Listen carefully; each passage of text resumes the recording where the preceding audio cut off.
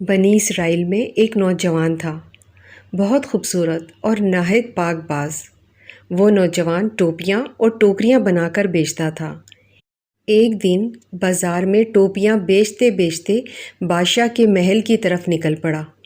محل میں ایک حسین شہزادی کی اس پر نظر پڑی تو اس نے اپنی خادمہ کو بھیج کر اس نوجوان کو بلوا لیا۔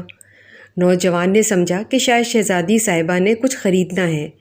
وہ خادمہ کے ساتھ محل میں داخل ہوا تو خادمہ دروازہ بند کر کے باہر سے چلی گئی اور شہزادی نازیبا حالت میں اس کے سامنے آ گئی اور بولی، اے حسین نوجوان، میرے قریب آ اور میری خواہش پوری کرو۔ نوجوان نے کہا کہ اے شہزادی، اس رب سے ڈر جو بڑا بے نیاز ہے۔ شہزادی نہ مانی اور دھمکی دینے لگ پڑی کہ اگر تو نے میری تسکین پوری نہ کی تو میں بادشاہ سلامت کے پاس شور مچاتی اسی حالت میں جاؤں گی اور کہوں گی کہ اس نوجوان نے میری عزت زبردستی لوٹنے کی کوشش کی ہے۔ اب نوجوان بڑا پریشان ہوا اور کچھ سوچ کر بولا، اچھا مجھے نہانے کی اجازت دی جائے تاکہ میں صاف ستھرا ہو جاؤں۔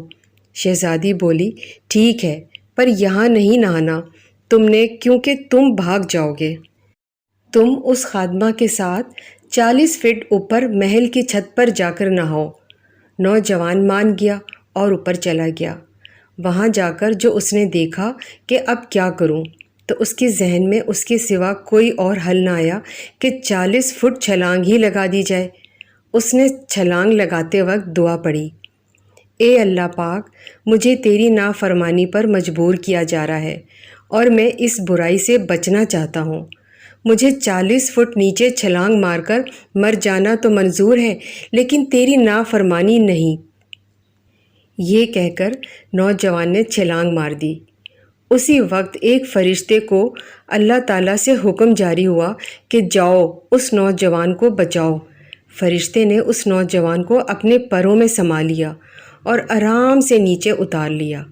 نوجوان بڑا خوش ہوا اور اسی وقت شکرانے کے نفل ادا کیے اور بارگاہ الہی میں عرض کی کہ مولا، تو چاہے تو مجھے اپنے اس کام سے بے نیاز کروا سکتا ہے۔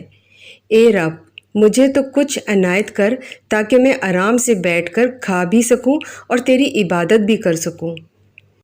اس کی درخواست قبول ہوئی اور وہی فرشتہ جس نے اس کو بچایا ایک سونے سے بھری بوری لا دی۔